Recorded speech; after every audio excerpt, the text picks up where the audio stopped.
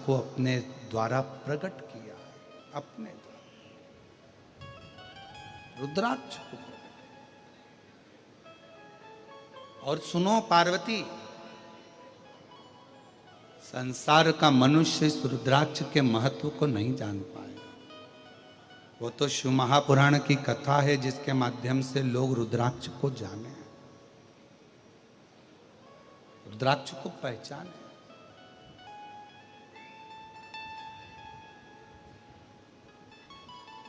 कई लोग कहते हैं सीहोर कुबरेश्वर धाम का रुद्राक्ष में ऐसा क्या है।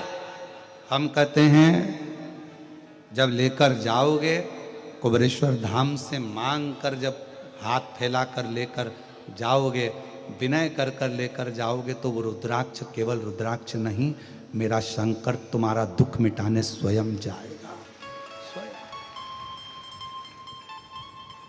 स्वयं।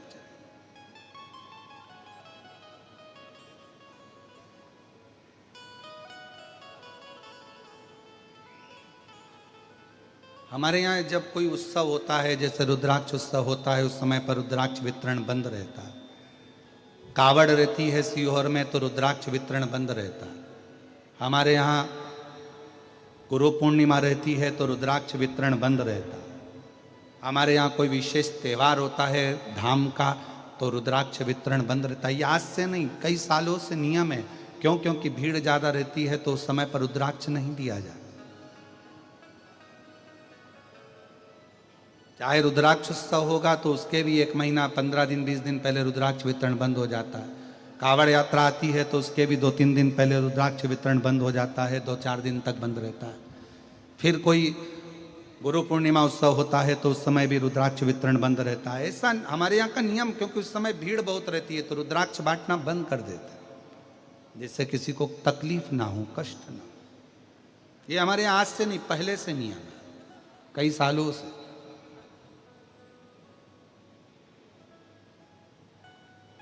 और लोग बदनाम किस चीज को करते हैं कि रुद्राक्ष बट रहा था, ऐसा हो गया, वैसा हो गया, भगदड़ हो गई। और उसको लोग ध्यान तो देते नहीं है कि जब उत्सव होते हैं तो रुद्राक्ष वितरण बंद रहता है। बाकी के समय पर रोज प्रतिदिन हर दिन सुबह 10 बजे से लेकर शाम को 5 बजे तक बाबा का रुद्राक्ष निशुल्क प्राप्त होता है। हमारे यहाँ का रुद्राक्ष कुबरेश्वर धाम का बेचा भी नहीं जाता, कहीं पर भेजा भी नहीं जाता, खुद लेना पड़ता है, खुद लेना। शिव शिव है, शंकर शंकर है, ओघड़ी ओघड़ी।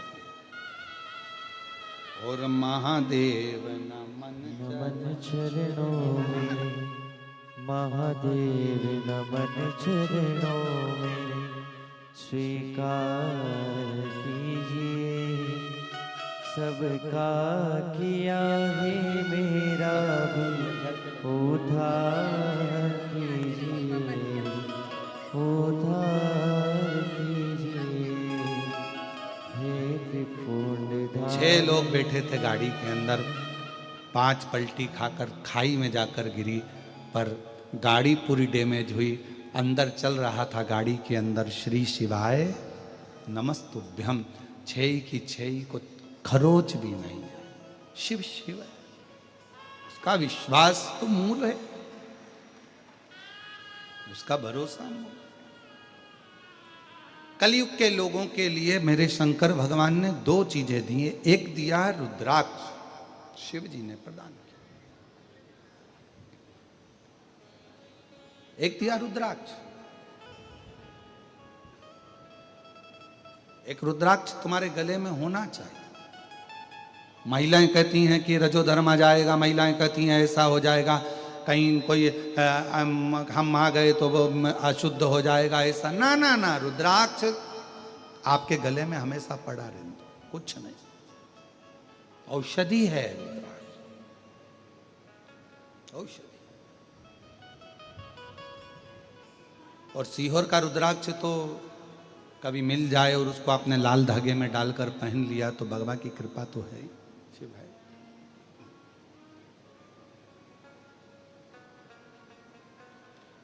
औषधि। शिव जी ने दो चीजें कलिकाल में दुख को मिटाने के लिए, संसार के लोगों को सुखी करने के लिए दो चीजें दे दी मेरे शंकर भगवान। पहले नंबर पर क्या दिया? जम के बोलो, रुद्राक्ष। और दूसरे नंबर पर शिव पुराण की कथा कहती है भगवान शंकर का कलिकाल के लोग, कलयुग के लोग, संसार के लोगों के पास इतना बल नहीं रहेगा, तप नहीं रहेगा, साधना नहीं रहेगी, इतनी तपस्या नहीं कर पाएंगे, तो ये मेरा पाशुपत्य अस्त्र नहीं ले सकते, पाशुपत्य योग भी नहीं कर सकते।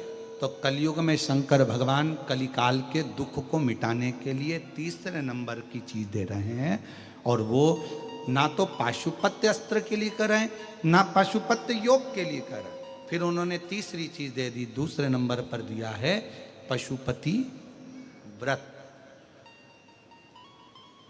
ये कलयुग काल के लिए। शिव महापुराण के पहले कोई नहीं जानता था पशुपति व्रत को, क्योंकि ये ऐसा व्रत है कि आपको किसी के आगे हाथ नहीं फैलाना पड़ता। ये ऐसा व्रत है जिसको मनुष्य जब चाहे तब किसी भी सोमवार से चालू कर सकता है। 5 सोमवार का ये व्रत होता है। पहले सोमवार, दूसरे सोमवार, तीसरा, चौथा और 5 सोमवार का व्रत होता है। 5 सोमवार को एक ही मंदिर के अंदर जाकर पूजन करी जाती, मंदिर नहीं बदला जाता। सोमवार के दिन पूजन की थाली जो सवेरे मंदिर जाती है पूजा करने के लिए, आप पूजा की थाली में सारा अभिषेक पूजन का सामान लेकर मंदिर जाते हो, शिव जी का पूजन करते हो, वही थाली वापिस घर पर आकर ढक कर रख दी जाती है। शाम को फिर वही थाली वापिस प्रदोष काल में पूजन के लिए जाती है। उसमें प्रसाद जाता है एक पात्र के अंदर, 3 हिस्से करने के लिए दोना या कागज या जो भी सामग्री आपके पास में हो वो जाता है। 6 दिए जाते हैं, 6 दीपक जाते हैं मंदिर के अंदर। मंदिर में पूजन वगैरह उसी थाली से, जो तुमने सवेरे पूजन करी थी उसी थाली से होती है। पूजन करने के बाद में 6 दिए जमीन पर रखे जाते हैं, 5 दिए प्रज्वलित करे जाते हैं, जलाए जाते हैं। प्रसाद के 3 हिस्से करे जाते हैं। एक दिया नहीं जलाया जाता, रखा जरूर जमीन पर जाता है पर जलाते नहीं उसको। 5 दिए मंदिर में लगाकर प्रसाद के 3 हिस्से कर कर बाबा को पहले व्रत के दिन बाबा से प्रार्थना करो। प्रसाद के 2 हिस्से मंदिर में छोड़ो, 1 हिस्सा अपनी थाली में रख लो। जो दिया नहीं जला है उसको थाली में रख लो।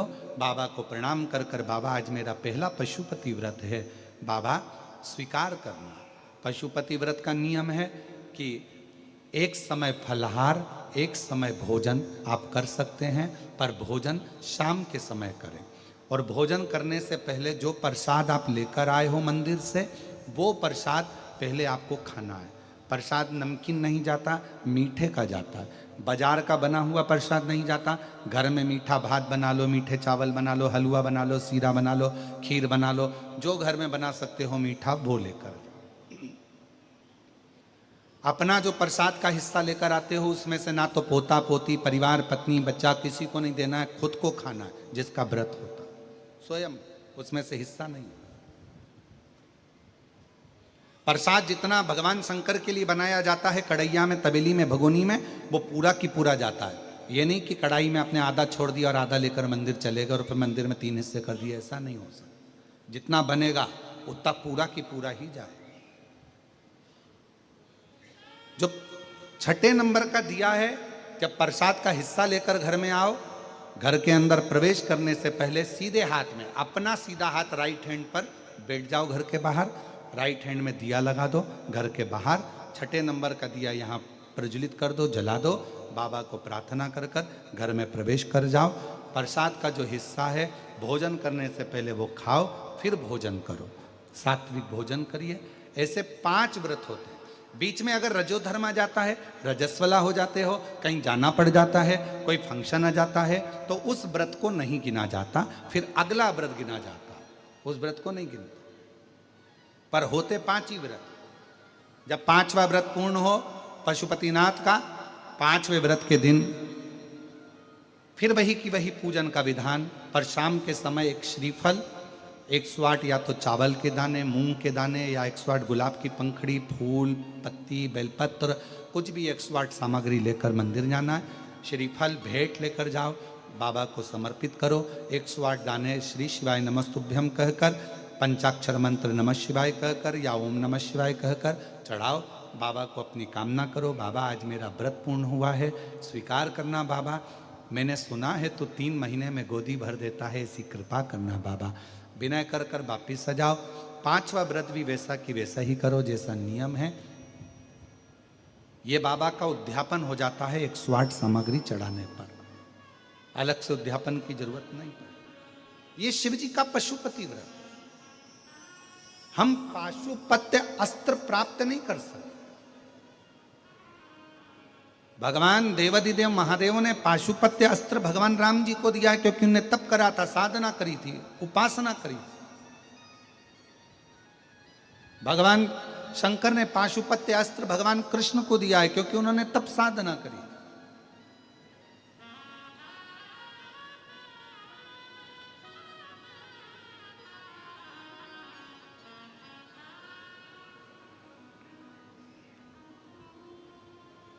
आप उससे निवेदन विनय कर। और तेरे डमरू की धुन सुन के मैं काशी नगरी आई हूँ। तेरे डमरू की धुन सुन के मैं काशी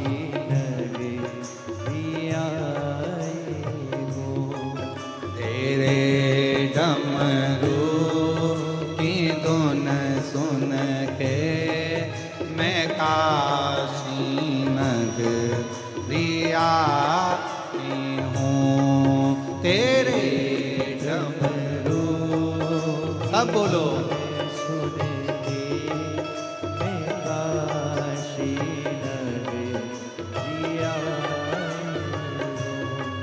मैं काशी नगरी आई हूँ। मैं काशी नगरी आई हूँ। मैं काशी नगरी आई हूँ। मैं काशी नगरी आई हूँ। मेरे भोले ओ बम भोले, मैं काशी नगरी आई हूँ। मेरे भोले ओ बम भोले, मैं काशी नगरी आई हूँ। सुना है हमने ओ भोले, तेरी काशी में गंगा है। सुना है हमने ओ भोले, तेरी काशी में गंगा है। सुना है हमने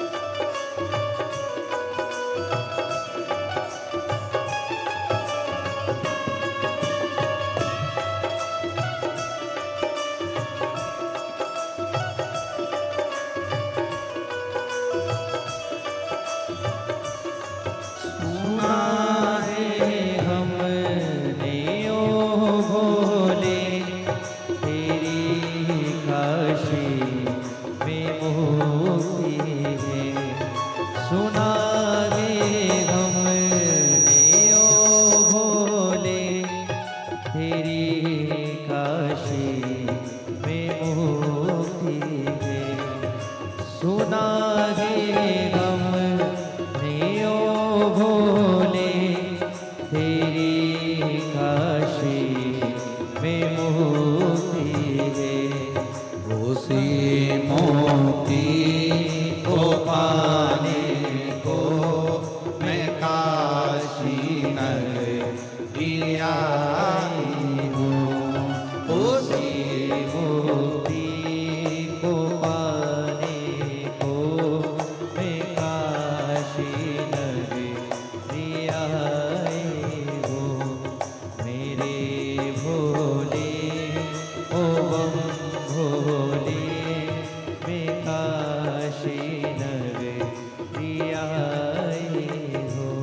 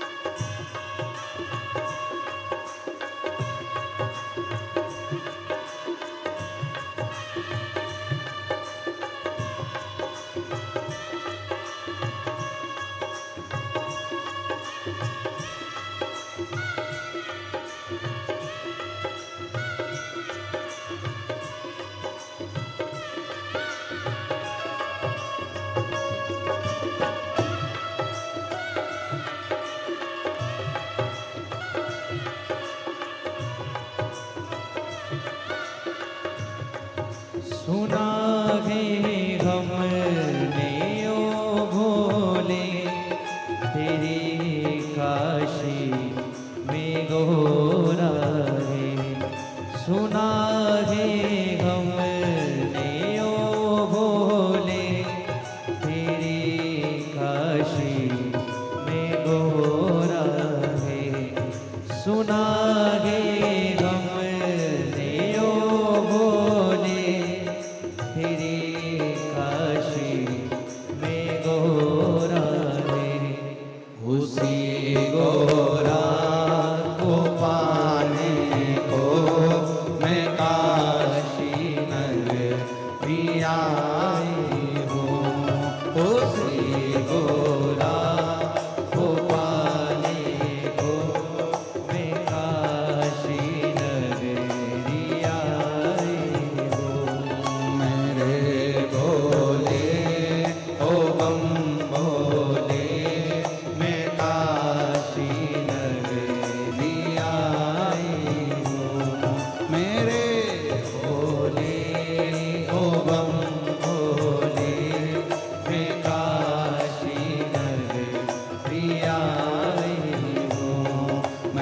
काशी नगरी आई हूँ, मैं काशी नगरी आई हूँ, मैं काशी नगरी आई हूँ। आरे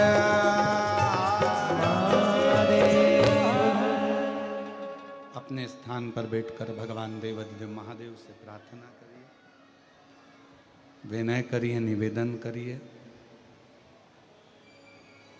भाव से बाबा को विनती करो। बड़ी दूर दूर से आप लोग आए हैं, भले हैदराबाद के निवासी हो तो भी 10-15 किलोमीटर दूर से तो आए होंगे। शिव जी से प्रार्थना करो, विनय करो, निवेदन करो, विनती करिए, बाबा को अपने मन का भाव कहिए। जहाँ जगह मिले, आज कथा का विराम दिवस है, शिव जी को अपने मन का भाव अवश्य करें। ये कथा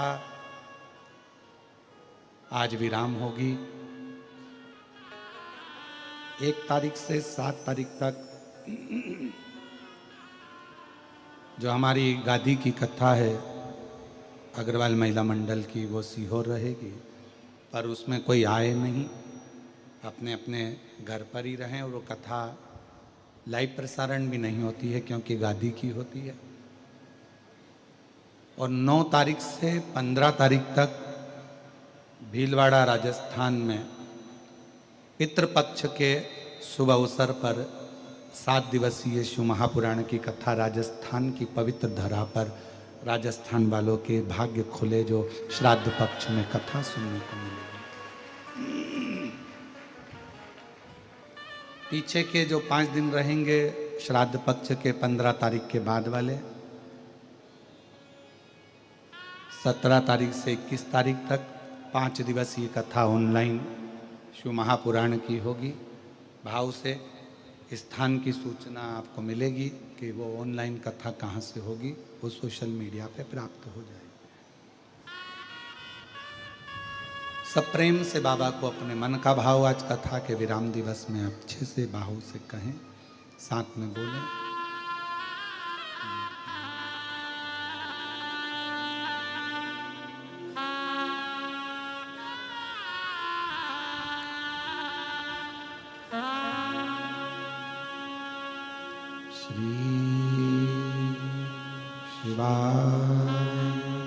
नमस्तु श्री शिवाय नमस्तु श्री शिवाय नमस्तु श्री शिवाय नमस्तु श्री शिवाय नमस्तु।